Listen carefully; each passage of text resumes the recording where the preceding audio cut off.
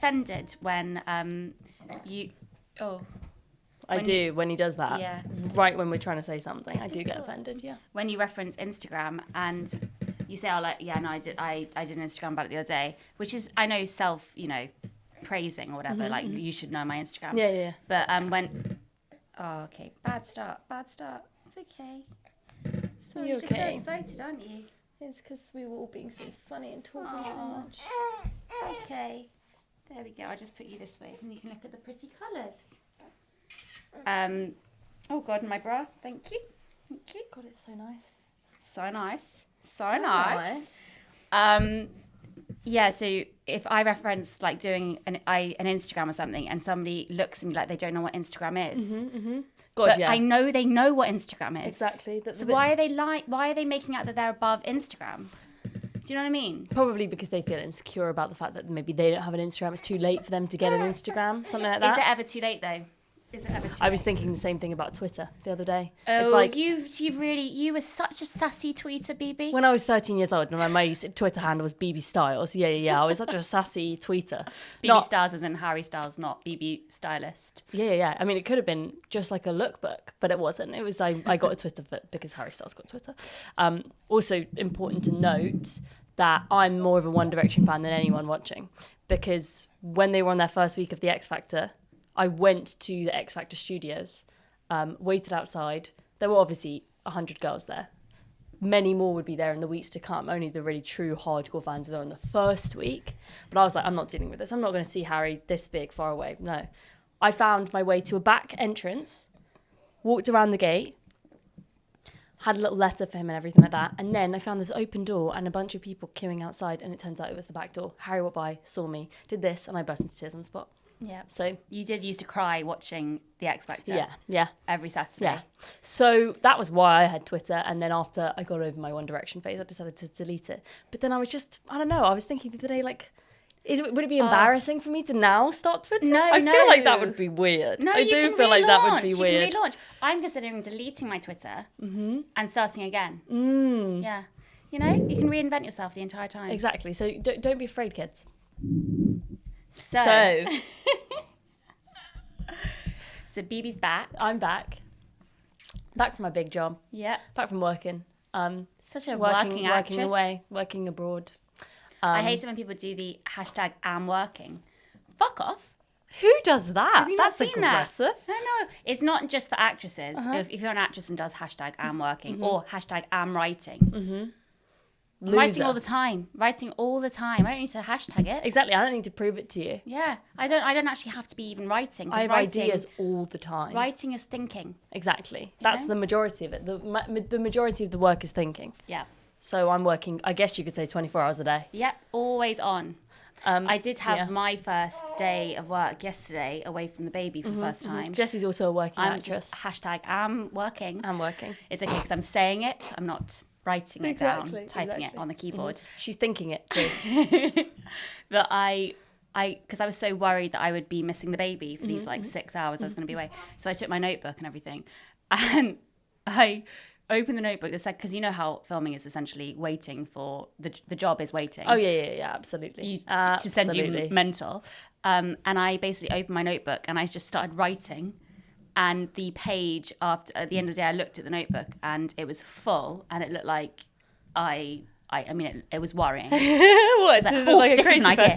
This is an idea I haven't had a chance to write down. Oh my gosh, this is a good doodle idea. Oh my god, I've got to do this. I've got to buy some antibacterial wipes. I've got to do this. I've got to... I'm just so mad. It's probably because subconsciously maybe you felt guilty for doing something that was away from the baby, for working, for advancing your career, when maybe the motherhood part of your brain is like, no, you need to make use of this time. Definitely. So I just sat there breast pumping and writing shit ideas down. Yeah. Whereas I just sat for 2 weeks essentially in a hotel room in Glasgow watching TV I'd already seen. So what did you watch? Well, the one thing I did watch that was amazing is the new series of documentaries by Adam Curtis for the BBC. Just in case you guys didn't know, I'm really smart. Now you do. But I also didn't get all the way through them. I did have to take a few breaks and watch Parks and Recreation, which I feel is a really guilty pleasure because that show is too wholesome. It's funny, but but it's stupid and silly. But I remember I watched that when I was going through a really difficult time, and for some reason when I was stressed out or feeling lonely or anxious or whatever, I just suddenly had this urge to watch it again. So it's clear that, you know, you have these emotional connections with certain television shows and you watch them when you're in times of need. But I mean, that's not to say I didn't have a great time. I did have a great time staying in a spooky abandoned hotel, and all good. That's very good. He's just vomited again. Oh no. Vomited again. Just when we were going to talk about you having got better at vomiting. Well, no, it's not as bad. It's not as bad, is it? No, it's And nowhere he's- near as bad. And he's smiling and he's laughing. And he's so much bigger in the 10 days I've been away. Yeah. Babies grow. They do grow. They really do. Yeah. Anyway, it was so weird because the thing I'm filming is we started filming pre-pandemic and now we're filming the rest of it post-pandemic. It's been delayed and delayed and delayed. I've had a baby in the interim. Yeah. And it feels kind of embarrassing because everyone kind of looks the same. I'm really impressed that everyone's not changed, you know, doesn't look ancient and isn't obese and Sure. I'm surprised that we all look basically the same. It shows you that it sounds like it feels like it's been forever, this whole thing, but actually it's been a year. Yeah. When we look back on it, for sure, we won't it won't seem as long and tortuous as it does when you're literally living it out day by day. But I was just so impressed that everyone was kind of looks the same hair colour. I went into the costume room and seeing the same clothes I wore, you know, over a year ago, it just felt so surreal. Yeah. And now everyone's in masks as if that's normal. And, you know, the whole new thing about, you know, if you're even just walking down the corridor and do you put your mask on just to go to the toilet, and do you know, stuff like that, and then people asking you, are you okay with me not wearing a mask? And you have to really think about it. Yeah. Am I okay with you not wearing a mask? Like, oh, yeah, okay. And then you feel stupid for saying, actually, do you mind putting on a mask? It's the whole etiquette is so bizarre. Exactly, because it defines who you are as a person in like a whole entirely new way. Like there are already so many ways to sort of express yourself and show how professionally you are and all that kind of stuff. And now it's like there's another layer where you have to consider, how is this going to make me come across? Yeah, and did you find the makeup and the hair and stuff? So before you're allowed to go and, you know, basically sometimes without a mask if they're doing your makeup, obviously. Sure. And then they had to put on a visor, a mask, a shield. It made me feel really guilty because I feel like the actors get a lot more leeway. Yeah.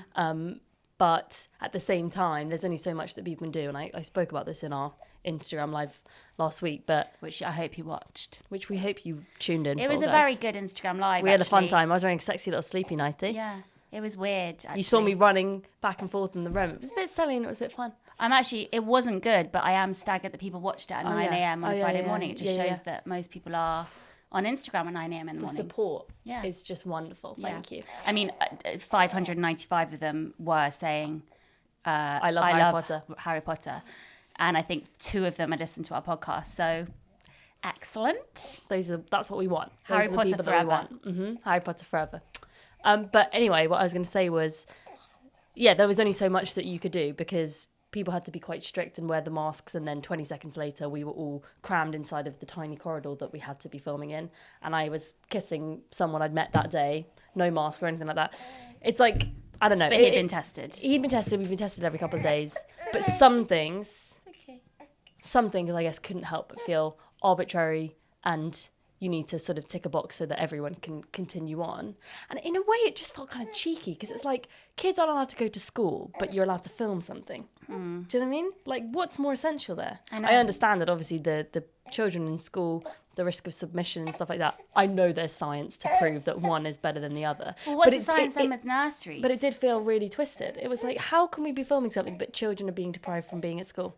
Yeah, I the don't know. logic is kind of It was very bizarre. strange. Yeah. But that's not to say I didn't have a blast walked getting around the somewhere botanical different. gardens? I walked around the botanical gardens in Glasgow. So I'm thinking of moving to Glasgow.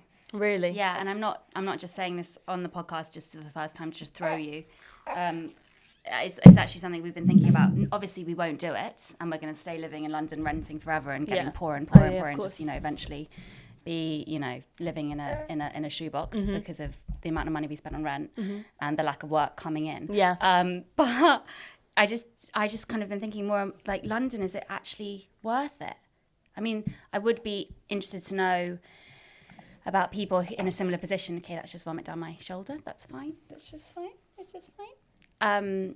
But yeah, we're really thinking about finding somewhere out of London that's just cheaper and gives us a nicer quality of life. It's horrible to think about because obviously we've grown up in London. Yeah. We're Londoners. Yeah. I guess, I think that this year must have made people open up their perspective, right, in that regard. Because if we had just had space and like a garden or, I don't know, more access to just fresh air, it wouldn't have been so difficult. So I can completely understand why anybody that lives in a kind of small space in London would consider the idea, because we don't know if this is going to happen again. Maybe there'll be more global pandemics. Yeah, I know, but the thing about that is, why hasn't there been more viruses then? And this has happened, before. So hopefully it's not going to be a situation that happens again and again and again. Yeah, hopefully this is something that I think this has definitely been the most extreme kind of global experience in a while that hasn't been like war or something like that. But it does, the debate about, are you living to work or are you working to live, and especially with kids and finally getting them into a school, and then now just thinking, is it actually worth it? Is this money worth it? Should we just go and live in a barn and just get everything we need? Like, I used to think that I was dependent on living near central London because of auditions and stuff, and I haven't had an audition and they're all on Zoom now. Yeah, I know. Do I actually need to be in central London? I don't need to. I do actually have an in-person audition on Monday. Can you believe that? I can't believe that. It seems so weird. But that's just, so I guess they need to see you face to face. So they need to see you. They need to see me to play a gorgeous 16-year-old. So they need to check. I think the character was originally 12, so it's going to go really well, I'm sure. But yeah, it just seems just mental. But so now that the lockdown kind of announcement is showing that, June 21st is this date that we're all going to... I'm just getting ready. The idea of 4 months, to me, that doesn't sound so bad. It's 121 days, apparently. So I'm just thinking I do something special every Friday or Saturday to practice. Maybe I learn a new dance move every week until then, so that by the time I can finally show them out, I'll have the most insane dance routine. For clubs? Yeah. For the clubs? Yeah, clubs. For the big time clubs? I just was trying to think about the clubs. I love to dance, but I don't like clubbing in terms of like, when it's all sweaty and intense. They should have just dance clubs. But what I was thinking is, wouldn't it be great? And this is a suggestion. I know all clubs are dance clubs, but they should I was trying to ignore it. They should have clubs for just for people who like to dance, but not, like find someone to fuck. Yeah. Okay, cool. They're just dancing for the pure joy of dance. Yeah, you agree with that? Yeah, you want a boogie. But you got a buggy. You got a new buggy. Yeah, you got a fucking big buggy. That's the highlight of my life. Yeah. But I was thinking, wouldn't it be a great idea because I was thinking clubs will be overrun, right? Like it will be hell on earth. Why don't they do street clubs? Why don't all of like the bars in Soho and different places in London open up their doors and then play music, and then there can be like a club outside. Outside clubs. Wouldn't that be so fun? It could be like a big street party for a couple of days. Everybody just goes wild. It'd be so fun. You should, yeah. You seem so like, cool saying all of that stuff. I know, right? I know, I got so cool. You just want to party.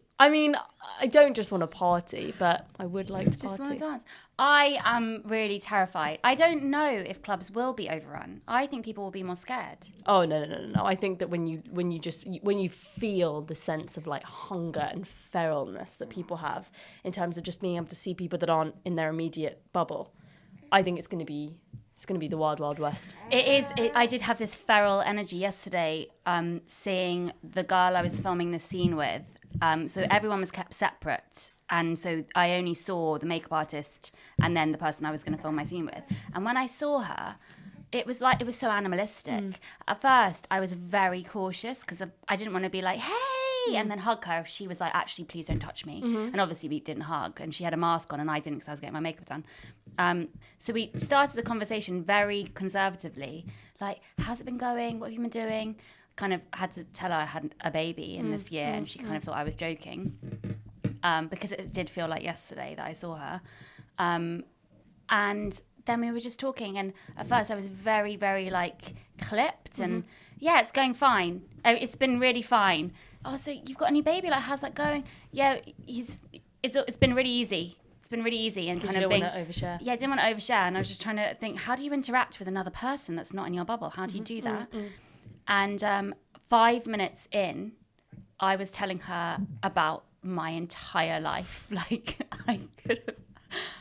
it was like I hadn't ever interacted with another female of a similar age in a similar field.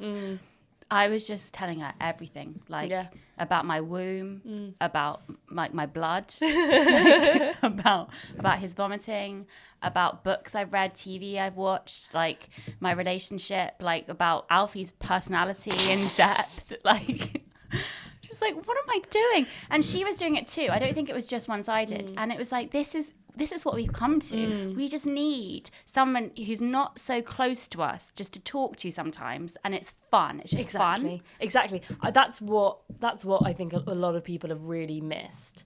I actually read this on Twitter or Instagram or something like that. Really missing those sort of friends, the people that you can have a really, really great conversation with in passing, but you don't see them all the time. We obviously have the people that are in our family or the people that we're lucky enough to have like close to us. But in terms of just those like sort of peripheral connections that are so important to human existence, I think the thrills that you get about talking about something with somebody that you haven't seen in a while, I think that's what probably people have been really, really missing. And I completely got that. When I was working, it was like, it felt like trying on the hat of being a normal person again. And I definitely misfired a couple of times. I mean, misfired hugely a couple of times. There was an actor I tried to befriend. He didn't want to be friends with me. No. I was too flirty with everyone, you know, because I thought, that's what you do when you're on a film set, you know, you just, you befriend everyone, but it just came across weird. I think I was performatively too sad or manic. Oh, nice. Yeah, nice. so I love being performatively sad and manic. Love it. So I thought, I don't want to look too happy all the time, and because I'm so happy to be here, and I don't want to look too happy to be away from my baby. So I've got to like look like I'm like forlorn, but I'm also grateful. Oh, gotcha. So it was quite a fine line to tread. Oh yeah, what's like the film character trope of a woman that you perform to be most of the time? Like, oh no, nice one, babe. Okay. Just if anyone's going to watch this and think, oh, why is she not looking after her vomiting baby? He's a vomiting baby. He's got lots of reflux. That's just what he does. That's his hobby. Don't judge. judge. It's his thing. You probably knit. Yeah, he just likes it. He just, he's getting enough food. He's just getting too much food. And exactly. So he just doesn't want his whole food. Cup spilleth over, you know? But he's healthy, he's fine, and I'm sorry if you can hear the vomiting sounds, okay, everybody? But it adds a bit of ASMR, you know? And that's what we're trying out. If you've never dealt with a reflux baby, then when you have one, I hope that you remember this moment and you think, she was so good at handling that. And she has such glowing skin and personality that's sweet. At the time. Somebody asked me yesterday if I had Botox. I know. I was like, have I? Oh my Obviously, God. I haven't. I'm too scared to ever have anything done. But I was like, that is the nicest thing you've ever said to me. Oh my God. Of course people would want to know that though, because it does seem kind of like unnatural. Just don't move your forehead. Just okay? don't let your hair down. Don't move your forehead. No. Don't wear makeup. Try and don't be go outside. still most of the day. That's all you need to have flawless skin. Yeah, it's not that much of a sacrifice. But the annoying thing about masks is that you want to show people that you're enjoying their banal chat, so you smile more. So I've noticed that I've just been like, don't stop smiling. So actually, they're just getting like really severe eyes, trying not to smile. Oh God. Yeah, I use my eyes a lot. I'm a very expressionate person, so I'm just coping with the idea that I will for sure get Botox in like 5 to 10 years. I was speaking to somebody yesterday, another person, weirdly, I think it was somebody like, I don't know, and she said that all of her family have had all the surgery. Really? Yeah, and she's the only one who hasn't, and like that must be so weird for if you're the one who hasn't. Yeah, and you maybe being the only one that has like a remnant of like your natural features as a family or something like that. I've always thought that must be really, really strange. Like you're the only one with the family nose left. You know? Exactly. But in Married at First Sight Australia, they have this one character, Martha, who has had all the surgery. She's beautiful, but she looks like a Kardashian now. Yeah. And I was thinking, you know how you always go through the stage in the relationship where you're kind of intrigued about what they look like as a child. Yeah. If he saw photos of her as a child, Oh my God, yeah. he would. Is that you? And then you have to think about, well, that's what your child is. It is weird. It's a form of dishonesty. Yeah, but then again, you know, we've spoken about it before. Like the idea that maybe wearing it out on your sleeve and kind of being honest about it maybe is kind of empowering in a way. Oh, yeah. When all that scandal happened with the girl from Love Island, you know, the really beautiful one, was her name Megan? The blonde one, who did have literally everything done. She had the most amazing work done. And then when people found a photo of her at school, they were like, yeah. Oh my God, like if I had 50 grand, I would be able to look like this. But she made those decisions. Like she chose to alter herself. She did it like well and tastefully. Yeah. I guess in a way, you know, is it this basically the same as getting your hair dyed or choosing an outfit? Obviously, I know it's a lot more dramatic, but I just think the level of judgment that people have probably comes from a place of like jealousy as well. You know? Well, I think it will become so mainstream that it's just really normal for everyone to have something done soon. Yeah. Even kids. I mean, just not kids having. Yeah. Margot could really use some filler. She asked me yesterday when she can have a phone. I was like, you're 4. Oh my God, you're that's 4. awful. That's awful. I know. Yeah, she used Instagram as a verb this morning. Are you going upstairs to that. Instagram? Yeah, that is just, that's terrible. I know. It is terrible. I got my first phone when I was 12, but it was a brick, like it was a proper brick, just so that I could text mummy to say I've gone to the park with some friends. Not that I really did that very often, but just in the off chance that somebody invited me to the park, I would have been able to text my mum to say that I was on the way home. Oh God, those phones. There was one that you could drop from. It was marketed as you can drop from a high-rise building, and it's still. And I remember whilst the period of time where I had that phone, I was also texting a boy that I liked. It was the first time that had ever happened, and so I associated the phone with my attractiveness. And, you know, desirability. So when I needed to get an upgrade, and obviously by this point he had stopped texting me, I thought this was me signing off as anyone who was ever going to be fancied ever again. Oh. And I remember after, like, the new phone I got, and I really didn't want to have to get it. And it wasn't one you could drop off a building. Yeah. I remember thinking, that's so funny that's like a design feature, that's like something that they advertise. You can drop it off a building. I remember thinking with this new phone, I'm doomed. Yeah. I'm doomed. Well, and I never got text. Because you didn't have the positive associations of the fancy texts. Yeah. Yeah. God, I live off that shit, you know? The positive associations with certain places and the textual experiences you've had, that is a huge, huge thing. Yeah. And then you go back there, or to that place, or you pick up that phone again. If I picked it up again, I'd probably... Yeah, it probably wouldn't mean the same. So you need to keep it in your mind's eye and keep it sacred. You know, put it in a box, lock it away, put it in the back of your brain, wear a hat, don't ever look at it again. Yep. Yeah. You like the analogy of hats today, don't you? I do. Yeah. It's because you're not a hat person, you're jealous. Because I'm not a hat person and I wish I could be. Yeah. It was so funny, the costume that they had me wearing. Because it's a like... normal girl. I've never played somebody who's 25 and who's like, you know, works in an office and she's like, you know, getting married and all this kind of stuff. So it was just so funny. I had like a wrap dress. I had a little bootie, a little ankle boot with a kitten heel. I had a smoky eye. I had a 2012 era smoky eye. And it was just incredibly strange to see myself like that. Yeah, it is so weird. Whereas with me, I am wearing a scrunchie. I'm wearing a head, like I look bizarre. Exactly, you're being yourself. But that made me think I'm never ever going to get any work where I'm not actually looking normal. Normal. I'm sure you will. And it's fine. And I don't know, but because it just didn't feel like me, that was like slightly strange to have to like get over that hump. But I did. I find it funny because obviously you can't have any labels or anything like that in TV, and so it just reminded me of the fact that whenever you like watch something like a BBC show or an ITV show, and then you always wonder why everybody kind of looks like these video game avatars because they're wearing like plain coloured t-shirt with a hoodie over the top and plain sneaker. It just was really funny. It's like, what world is this show set in that nobody has any individual taste? Like, I just found it really funny. Did you have to take off any kind of like identifying kind of. I can't really talk. I probably shouldn't talk about that. Okay, bitch. I signed, you know. Oh, because they NDA. signed It's an NDA. Just an NDA. Mine wasn't as fancy as hers, so I didn't have an NDA. It probably does, you know. It probably does. Maybe. Anyway, I was thinking about NDAs of people on Married at First Sight Australia and Love Island. They must have signed such ironclad NDAs because obviously the amount of prodding and probing that goes on into those kind of programs. Yeah, absolutely. Yeah. Absolutely. So now we don't have the baby with us. He's gone for a walk because he didn't play ball. He was being too much of a rebel. Kept wanting us to talk about dangerous topics. Exactly, you know, exactly. And it was fuck like, us up. do you know what I mean? Be professional. Yeah. You know, you get on the team or you get out. Exactly.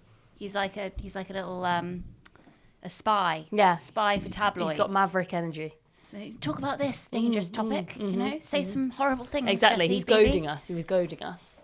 Yeah. It's a dark fox. Sly fox. Never remember which one that is. Yeah. Never. You never get your phrases right, No. does she? I'm not very good at phrases. Or anything really. Like I'm not very, after having this conversation yesterday, I just kind of realised I can't speak. Why am I doing a podcast? I sometimes think that too. Spray some happy spray. How has your general mood been since you kind of feel like there's a bit of a light at the end of the tunnel? Like, I watched this one TikTok where a guy said, I think that we're all depressed but also fine. Like, it's been a state of melancholy, but also everybody's learnt to adapt to the certain circumstances that we're in. So now that there's a kind of end in sight, how does that make you feel with the kids going back to school, everything like that? Well, I think it's just, I know that we didn't want to talk about grief, but I feel like we've been dealt a double blow with it happening on the back of what happened, because this pandemic happening on the back of what happened, because it's, our lives have been hugely, I mean, you know, completely changed in the last 3 years now, 2 years. So I can't really imagine now a normal life. Our normal life is gone. Yeah. So it's almost like we've got to completely be, you know, we've got to recreate our personalities and our entire lifestyles. Yeah, yeah. And that's quite exciting in a way. Obviously, not exciting, but with an end in sight now of, okay, everyone keeps fucking saying spring is coming. Like spring is this, you know, this great thing. Spring is pretty shit, actually. You know, it's not that warm. Yeah, and we're not in New It's York. not always sunny, you know. But anyway, spring is coming and summer is coming, and then June 21st is coming. And so it is quite exciting to think, oh, we might be able to go and have some distraction from the grief for a bit, because we haven't had any distraction from it, because not only have we been grieving heavily, we've also had the world grieving with us and also being depressed, which has been at times quite comforting, because we're just doing a podcast, Alfie. Where's the baby carrier? The baby carrier's downstairs. Where? It's on the... It's either it's in that room there, or it's on the ground floor. But it's not anywhere. Oh, it's behind the sofa. It's behind the sofa, so you can see why I had trouble, can't you? Okay, enjoy your podcast. It's in the Moses basket behind the sofa under the pillows. Okay.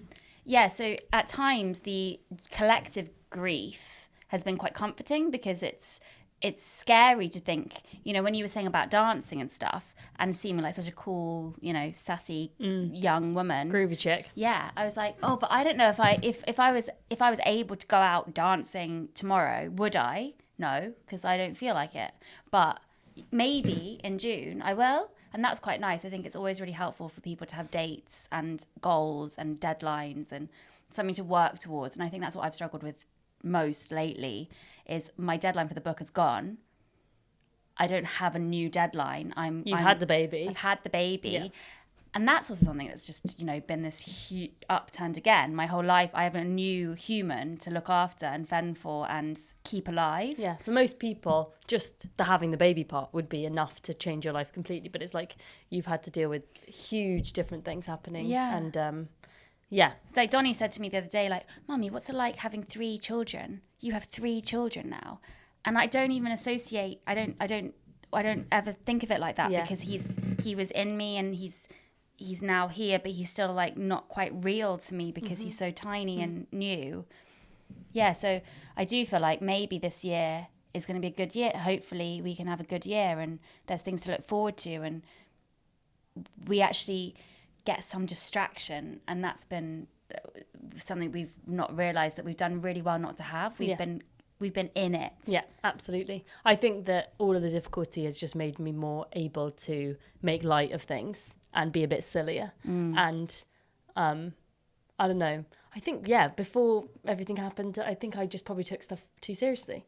It's obviously been really difficult, and you can't even begin to go into it. But the fact that it just being such a shit show for the last couple of years is genuinely like, it's just so silly. Yeah. So then going onto a film set and remembering how awful I used to feel when I would get rejected from jobs and feel jealous of other actresses and stuff like that. Then going onto a film set after everything that's happened in the world and in our lives and stuff like that.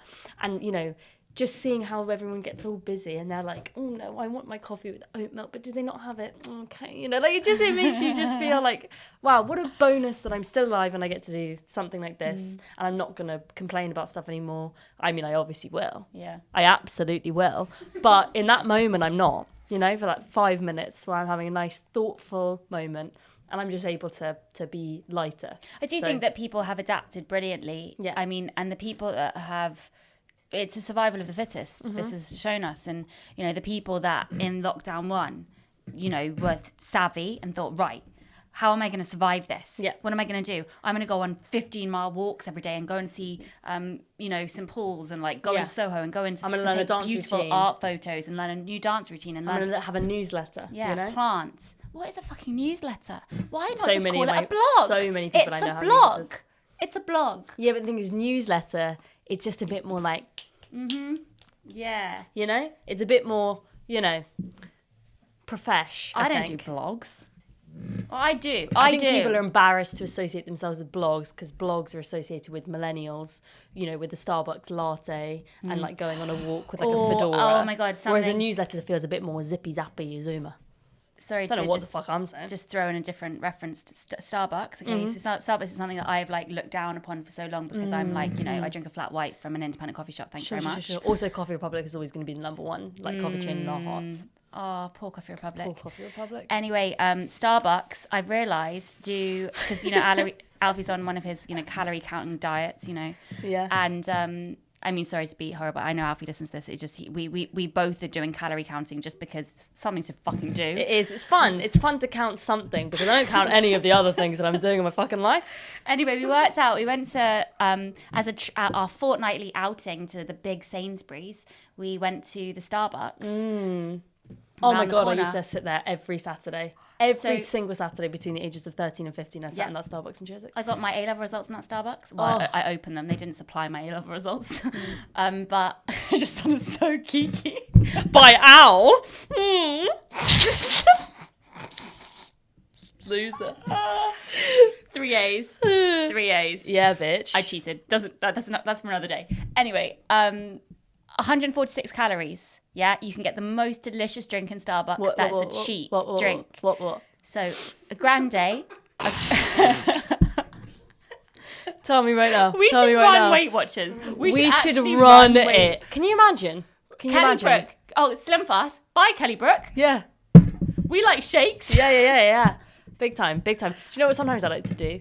I like to get the bar of like the Weight Watchers, like Slim the Fast Weight Watchers bars, and just eat the whole thing in one go because it's not that many calories. You will have a stomachache for 7 hours after because they do put very specific sweeteners in there that make your tummy hurt. But that's what I like to do. Do you mean put the whole bar in your mouth? Yeah, like eat the whole thing. Oh no, eat the whole box. Eat all 5 bars. Oh, eat 5. Yeah, that's what I'm talking about. If you, I thought you they're meant low stick a cal, whole but they're gonna hurt bar. your tummy. They're gonna hurt your tummy. So that's 500 calories. Yeah. So that's like And then you feel like you've binged, but it's not like a binge. But they do have the sweetener in that is apparently meant to like spark your blood sugar like sugar. Anyway, No wonder I feel so fabulous at the end of the day when I've done something like that. I am gonna take the Weight Watchers bars are nicer than Mars bars. So good. They're nicer So than- good. So if you want a little, It might just be because we've fooled and trained our brains over years of neglect into thinking that sweeteners are like these great things, like, you know. Oh, we sound so fucking Yeah, mad. yeah. Anyway, 146 calories. If you want a little cheat drink, Go on. Yeah, a grande latte with nut. A grande latte with nut-free, with the Starbucks nut blend, vegan, with sugar-free vanilla syrup. Yes! Guess what I just ordered off Amazon yesterday? Sugar-free syrup. Sugar-free syrup. Knew it. So I can have my latte at home.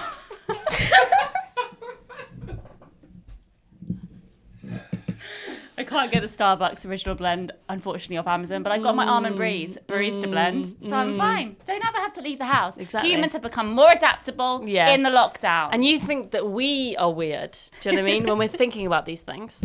I love a little cheat drink. Do you know what I mean? The caramel macchiato that you can get with the sugar-free caramel syrup, like that just is wonderful. Yeah. Mwah. Yeah. I think I could survive on milkshakes. Me too. I think I could survive on low-calorie beverages, full fat milk in my coffee with sweetener, and weight loss bars. Oh, totally. Absolutely. Yeah, but it has to be Absolutely, I could survive on that oat shit. milk for me. I can't go to killing cows. Okay, well, Actually, Blue Top Milk, it makes up 30% of my personality, so I'm not going to be able to give her up. Definitely. Easily. Yeah, definitely. Yeah, but the thing is, like, it's just funny the things that each person survives on, you know? If I have a coffee shop nearby where at least I can have the semblance of like going out for the day, it's a short walk, have everything I need at home, got my colouring. Somebody came into my room yesterday when I was filming and saw my colouring pens laid out for my, job as an illustrator. Yeah. And was like, you doing your colouring? Oh, you doing your colouring? Oh. What a fucking bitch. She was actually lovely, and I just didn't know what to do, so I was like, yeah. I told you that once I went out with a guy, and whenever I got my pens out, he was like, is it colouring time? What? He was a doctor, so fair enough, it did look like I was doing something kind of not as impressive. He was creepy as well. No, he wasn't creepy. Okay, we've got to cut that. He wasn't creepy. He's not creepy. I do go out with creepy men. She has a type. I like creepy men. Usually with disgusting beards. Yeah. It's my type, you know? Yeah. And some sort of weird thing about their penis. Alfie has a lovely penis. This is not... No, Alfie breaks the mold. Yeah, Fully breaks the mold. Yeah. No, I think they don't have something wrong with their penis. Are you sure? Yeah. It's either like really big or really small or like... No, I don't think so. Maybe not something wrong. They've always had like a thing. You've always given a commentary on the penis. Just because I want to prove I've seen it. Yeah, that's true. That's probably what it is. Yeah? That's probably what it is. It's just one of like when I first started kissing boys, when I was like 16 or 17, I know I was a pretty late bloomer. I used to leave like a rating and a comment about them in a notes folder on my phone. I'd write down the names and things like that. It was to prove to myself that the kiss had happened. You know? This is really embarrassing, but when after sleeping with Alfie and getting pregnant and then not telling him for 4 months and then eventually telling him and then going on these dates with him because he wanted to. It wasn't like, oh, you're pregnant, we're going to go on dates now. Yeah. It was, you're pregnant, oh no, I like you, Yeah. shall we date? Yeah. So I would, as we were kind of figuring out what we're going to do, I would write down on a Word document, which I've still got every time we met before the baby was born. So I've got about 30 dates that we went on. They were all like, to watch Godzilla at Odeon Camden. And then just one little note about it. But because I was just so sure that it was going to end and it wasn't going to go to plan and this was, this wasn't real. I wasn't having a baby with this stranger.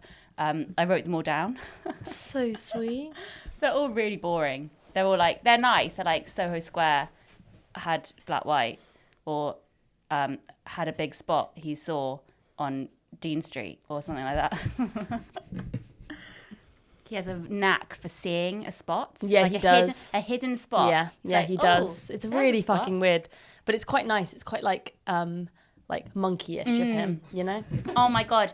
Yesterday, the other day, he was sitting on the sofa. I gave him the baby and 5 minutes later, I looked around and the baby was kind of giddy, smiling, just so happy.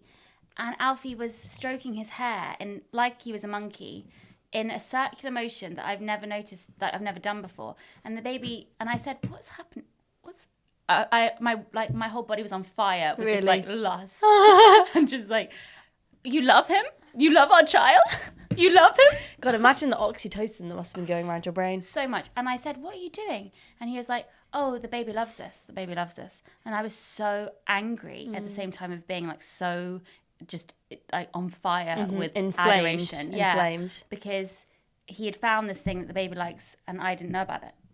Anyway, it's a head thing apparently. Apparently all babies like head things. I didn't know that. I didn't know that either. Yeah. I'm a bad mother. You're not a bad mother. I know, not a bad that was a mother. joke. Obviously I'm not a bad. Yeah. Can't be like, yeah, on balance, you're a fine mother. Yes, we probably do need therapy after saying all of that shit about calories. Jessie, you said that you had a realization about maybe opening up your mind a little bit more to therapy. Some people have suggested that we need it, but it's our decision, so don't be so nosy. Yeah. But what made you think about it? Just because I'm at a brick wall now with my personality. I think I'm 33. Stubborn. Stubborn. I think I've got my shit together in my life. Like I know what I'm doing with my career. I'm happy in my relationship. You know, I look like I've got it sorted. So why do these things keep tripping me up? Like with my mind, you know, insecurities and compulsive thoughts and stuff like that. Just only when it's in my subconscious, kind of, it's lying there, you know, when I'm asleep and stuff. And so I was thinking, well, is it something that you can order on Amazon, like, and you can cure yourself? Or I mean, obviously, I don't expect to be fixed with grief, but is there a thing I can buy which will help me stop having these harrowing, you know, compulsive thoughts in my subconscious? And so I was just thinking, the bonus of this pandemic, because I hate meeting new people and stuff, is, well, I don't hate meeting new people. I don't like going out the house for a meeting that might end badly and then I've wasted the time out of the house. So I was thinking Zoom therapy is obviously a big thing now. And is it something that I should be doing? Because, you know, this thing has happened in our lives and I am struggling, like we all are. So I was just thinking, you know, I have always been anti-therapy, famously anti-therapy, just because,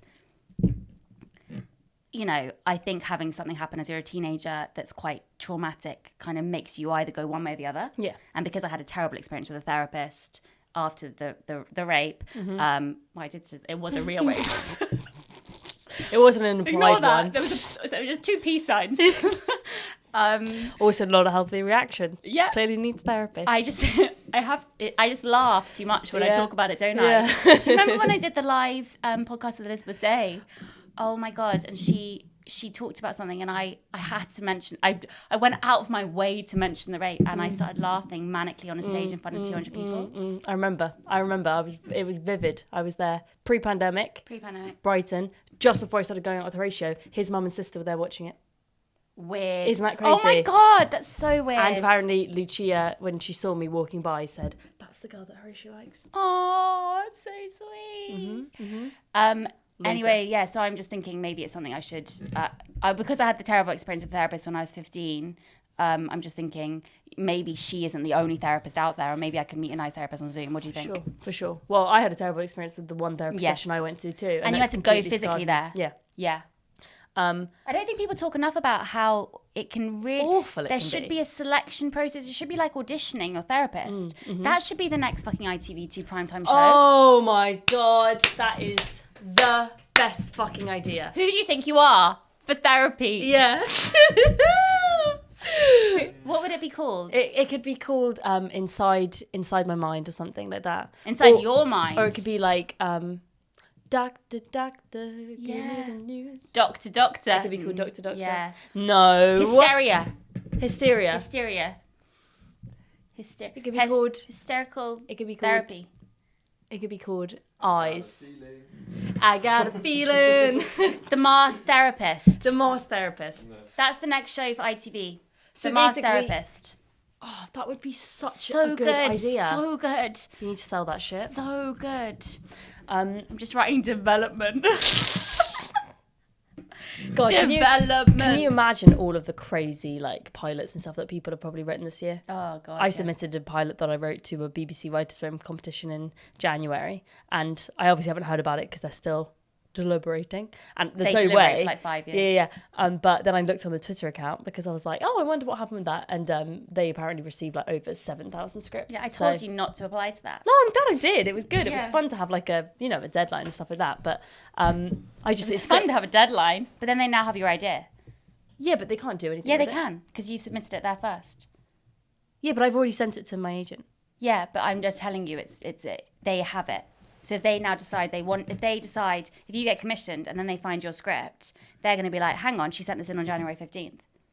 It is something, I know what I'm talking about, okay? Okay. With development. That's why she wrote it down. That's why I've had so many failed development deals, you know? Mm-hmm. I know all about failure. Yeah, but at the same time, I'm like, who cares? Who cares? Who fucking cares? Yeah. Who But cares? who cares? We're easy breezy chicks. Yeah. We have never come across more unhinged, actually. No, I don't think so. I think it's time for it to wrap up this one. But just to answer your question on the therapy thing, Yes. I think Final thoughts. These are my final thoughts. thoughts. These are my final thoughts. I think that if this year's taught us anything, it's that people are vulnerable and strong in equal measure, and that basically acknowledging your issues is going to be healthier in the long term, isn't it? Like Acknowledging that you like the taste of Weight Watchers bars and you don't have an issue. yeah. But it would be good to talk about why you found Weight Watchers bars in the Probably first the place. positive associations I have with like, oh wow, this is like a healthy food, so I like it even more. That would be interesting to talk about with a therapist. But also, is that enough of a problem to enable me to have to go and actually see a therapist? There are lots of different issues that are much bigger than that. So, maybe it would be worthwhile. But I think in terms of you, like you have so much on your plate. You're working so hard. People say it's just like going to the doctor for a checkup if you've hurt your knee or something like that. Like it's like a little fixer upper. And Zoom would feel much less invasive. I think the problem is my way of life, which isn't necessarily good. It's not good. I like cheats. I like finding something for free. Totally. That's why I like, low calorie, like why I like drinking Fanta Zero and not Fanta. Because it means that we can then be as uncontrolled as we want. Exactly. Because we both have addictive personalities. So I can have 15. Exactly. It's like rather than just having one Fanta, which will probably taste better and satisfy you, you have a Fanta Zero so that you can have 4 and feel awful afterwards or something like that. And it's the same working out for me with therapy, because it's like I've never gone because my thought process has been, I don't want to sit there for an hour and a half and cry. I'd much rather have a moment of crying at home and then get on with it. Yeah.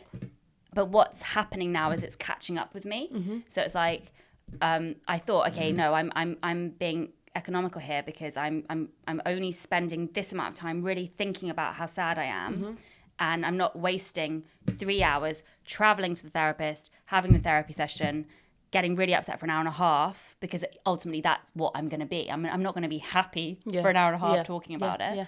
And then traveling home, I'd much rather get it all out here. And I know it's not as satisfactory in the long run, but I'm going to so I keep piling it up, basically. Yeah. Because also it may be part of the mindset that we have is like, unless we're going to get fixed, then what's the point? Yeah. And with something like grief, it's never going to be fixed. Exactly. You can't get unraped. Yeah, exactly. It's like... Oh, God. It's true. It's true. It's not like I'm just sad, I want to go to a therapist, or I've got these... it's something that it's irreversible. Which is why I probably get all bitter and petty about like people who are really, really into self-care and are into the sort of, therapizing generation and stuff like that. And the way that they use like these words borrowed from, therapy or a pastel Instagram infographic, as it more usually is the case. Like using words like, don't let your shame and your fear complex, stop you from, like using all of these terms and stuff. When I'm like, I'm sorry, I don't think that it's like abuse or trauma when like you're talking about like the fact that you used to fight with your siblings a lot or something at home. So I sometimes get really jealous of the fact that people are able to go to therapy for that sort of thing, find a solution, fix that problem, and then leave and kind of like be happy customers, when we're dealt with something that is like, we're never going to get a solution to that or an answer. So that's probably why I get jealous of people that can go to therapy for, in my mind, fixable stuff. Yeah, when actually I'm being judgmental. Maybe that isn't fixable. Maybe it has left an irreversible Elizabeth mark on Day you. really talks really well about it in all of her podcasts. She says that, there's no scale. Yeah. We all have, no, there is or not scale. I'm fucking Elizabeth Day up on her. I just love her. Sorry, but she has these different that you can have a problem that's seemingly nothing to you, but it might be huge to someone else. Exactly, and that's why it's difficult. I think it's essentially. I know I'm not going to be fixed. We're not going to be fixed. We can't change what's happened in our lives, but it would be nice to.